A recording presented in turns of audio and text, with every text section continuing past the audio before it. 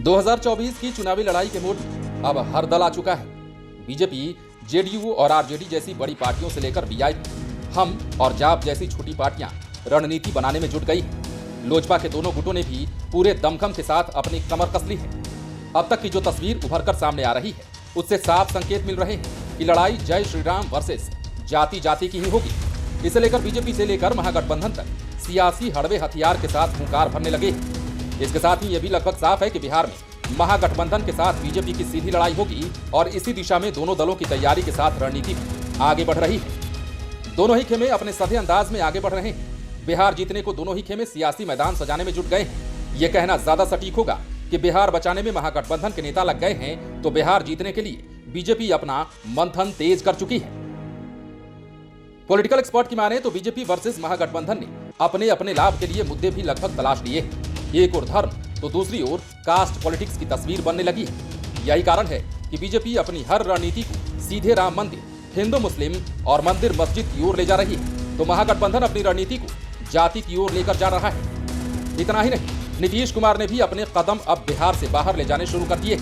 इसी कड़ी में नीतीश कुमार की पश्चिम बंगाल और यूपी की यात्रा भी है। ममता बनर्जी और अखिलेश यादव से उनकी मुलाकात का फलाफल क्या रहा, ये तो आने वाले दिनों में पता चलेगा। लेकिन राहुल गांधी और अरविंद केजरीवाल से नीतीश कुमार की हुई मुलाकात के संकेत बेशक पॉजिटिव है। इतना ही नहीं, नीतीश कुमार की रणनीति को अब कांग्रेस भी अपनाने लगी है। उनकी ही मांग को आगे बढ़ाते हुए अब कांग्रेस भी केंद्र सरकार से जातीय जनगणना कराने की मांग करने लगी है। पिछले दिनों कांग्रेस के राष्ट्रीय अध्यक्ष मल्लिकार्जुन खड़गे ने जातीय जनगणना की मांग को लेकर चिट्ठी भी लिखी थी। इसके साथ ही राहुल गांधी ने भी जातीय जनगणना कराने को लेकर ट्वीट किया था। पहले आपको ये बताते हैं कि मल्लिकार्जुन खड़गे ने अपनी चिट्ठी में क्या कुछ लिखा है। उन्होंने लिखा है कि प्रिय प्रधानमंत्री जी, मैं एक बार फिर से नवीनतम जातीय जनगणना के लिए आधिकारिक रूप से भारतीय राष्ट्रीय कांग्रेस की मांग को रखने के लिए आपको पत्र लिख रहा हूं। मेरे सहयोगियों ने और मैंने पहले भी कई अवसरों पर संसद के दोनों सदनों में इस मांग को उठाया है। कई अन्य विपक्षी दलों के नेताओं ने भी इस मांग को रखा है। आप जानते हैं कि यूपीए सरकार ने पहली बार 2011-12 के दौरान करीब 25 करोड़ परिवारों को कवर करते हुए सामाजिक, आर्थिक और जातीय जनगणना कराई थी। मई 2014 में आपकी सरकार आने के बाद कांग्रेस और अन्य सांसदों ने इसे जारी करने की मांग की, लेकिन कई कारणों से जातिगत आंकड़े प्रकाशित नहीं किए गए।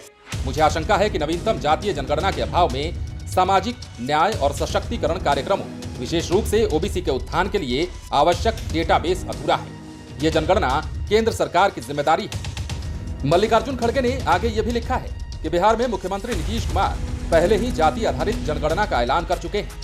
इसके 2 फेज में करने की घोषणा भी हुई है। पहला फेज पूरा हो चुका है और दूसरा फेज चल रहा है। इसके लिए जातियों के कोड भी जारी कर दिए गए और हर जाति को अलग अलग कोड दिया गया है। पॉलिटिकल एक्सपर्ट की माने तो नीतीश कुमार की मुहिम का अब विस्तार होने लगा है और ये अब अन्य राज्यों में भी फैलने लगा है। यूपी में सपा प्रमुख अखिलेश यादव ने भी कुछ इसी तरह की मांग की है। उन्होंने भी जातीय जनगणना कराने की मांग की है। दरअसल बीजेपी ने अब लगभग क्लियर कर दिया है कि उसकी पार्टी का मुद्दा राम मंदिर ही होगा और इसी मुद्दे की ओर उनके नेताओं का भाषण घूम फिर कर आ भी रहा है। केंद्रीय गृह मंत्री अमित शाह महागठबंधन सरकार बनने के बाद अब तक 4 बार बिहार आ चुके हैं। इसके अलावा वे अन्य राज्यों में भी जा रहे हैं और हर जगह राम मंदिर का मुद्दा रंग ला रहा है। पिछले दिनों अमित शाह ने त्रिपुरा की जनसभा में अयोध्या में बने राम मंदिर के उद्घाटन की तारीख की घोषणा की थी। उन्होंने कहा था कि अयोध्या में अगले साल 1 जनवरी को भव्य राम मंदिर का उद्घाटन हो जाएगा। ये भी कह दिया कि 2019 में मैं बीजेपी का अध्यक्ष था। उस समय राहुल गांधी कांग्रेस के अध्यक्ष हुआ करते थे। तब राहुल बाबा रोज पूछते थे, मंदिर वहीं बनाएंगे, तारीख नहीं बताएंगे। लेकिन राहुल गांधी आज कान खोलकर सुन ले, 1 जनवरी 2024 को अयोध्या में गगनचुंबी राम मंदिर बनकर आपको तैयार मिलेगा। दरअसल पॉलिटिकल एक्सपर्ट की माने तो बीजेपी फिर से उसी रास्ते पर चल पड़ी है जिस रास्ते को कभी अटल बिहारी वाजपेयी और लाल कृष्ण आडवाणी ने आगे बढ़कर शीर्ष पर पार्टी को पहुंचाया था। आज भले ही अटल बिहारी वाजपेयी इस दुनिया में नहीं है और लाल कृष्ण आडवाणी सियासत के हाशिए पर है, लेकिन मंडल और कमंडल पॉलिटिक्स में उनके योगदान को भुलाया नहीं जा सकता। इसके लिए थोड़ा फ्लैशबैक में चलना होगा। आपको पता ही होगा कि 1984 में इंदिरा गांधी की हत्या हो गई थी। उसके बाद 1985 के लोकसभा चुनाव में कांग्रेस ने जबरदस्त ढंग से सियासी छलांग लगाई थी। लेकिन 1985 से 90 के बीच कई ऐसी राजनीतिक घटनाएं हुई जिससे कांग्रेस की जमीन खिसकती चली गई। इसके बाद ही क्षेत्रीय पार्टियां मजबूत हुई और इसी की परिणति आज जेडीयू, आरजेडी समेत अन्य पार्टियां हैं। अन्य राज्यों में भी क्षेत्रीय पार्टियों ने अपना सिर उठाया और जब 9वीं लोकसभा के रूप में 1989 में चुनाव हुए तो इंडियन पॉलिटिक्स में एक नए युग की शुरुआत हुई। शुरुआत थी गठबंधन सरकारों का दौर और इसी के साथ हुई मंडल और कमंडल की सियासत। इसी दौर में सियासी गलियारे में सामाजिक न्याय जैसे शब्द ने भी एंट्री ले ली। पॉलिटिकल एक्सपर्ट की माने तो मंडल पॉलिटिक्स का फायदा उठाकर बीजेपी ने राम मंदिर का नारा उछाला और इस तरह मंडल पॉलिटिक्स के काट बीजेपी ने कमंडल पॉलिटिक्स को लॉन्च किया। इसी दौर में यूपी में कल्याण सिंह के रूप में बीजेपी को कमंडल पॉलिटिक्स यानी कि हिंदुत्ववादी राजनीति को पिछड़ी जातियों से जोड़ा। इसकी वजह से वीपी सिंह की सत्ता चली गई, लेकिन यूपी में मायावती को नई पहचान मिली। यादव और मुस्लिम वोटों का गठजोड़ बना, जिसका फायदा यूपी में मुलायम सिंह यादव और बिहार में लालू प्रसाद यादव को मिला।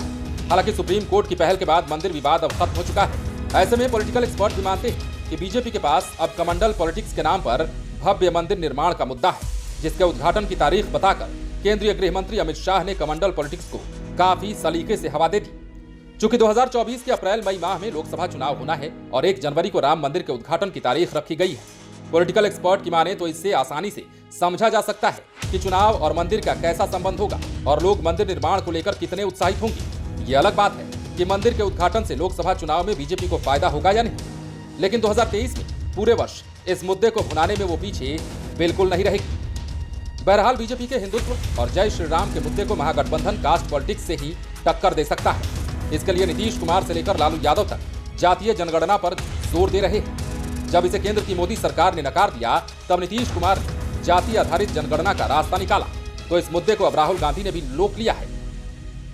नीतीश कुमार की मुहिम भी अब रंग डाले लगी है। वहीं से देखते हुए उपेंद्र कुशवाहा, चिराग पासवान से लेकर मुकेश सहनी तक ने अब तक बीजेपी के पक्ष में कोई ठोस निर्णय नहीं लिया है। हालांकि बीजेपी ने इन तीनों को वाई और जेड सुरक्षा देकर अपने पाले में करने की तो भरपूर कोशिश की है। वहीं उपेंद्र कुशवाहा ने तो पिछले सप्ताह अमित शाह से मुलाकात भी की थी। ऐसे में अब देखना दिलचस्प होगा कि ये मुहिम कहां जाकर एक होती है। लेकिन अब आम लोग भी ये मानने लगे हैं कि बीजेपी वर्सेस महागठबंधन की लड़ाई का मुद्दा जंगल राज, जय श्री राम वर्सेस जाति होगी। भले ही इन दो मुद्दों के बीच बेरोजगारी, गरीबी, हेल्थ आदि हवा में ही क्यों न उड़ जाए। बने रहे लाइव 20 के साथ। पटना से राजेश ठाकुर की स्पेशल रिपोर्ट। यदि अब तक आपने हमारे YouTube चैनल को सब्सक्राइब नहीं किया है तो सब्सक्राइब कर लीजिए, ताकि हम आपको खबरों से अपडेट रख सकें। यदि आप इस वीडियो को Facebook के माध्यम से देख रहे हैं तो हमारे पेज को जरूर लाइक कर दें।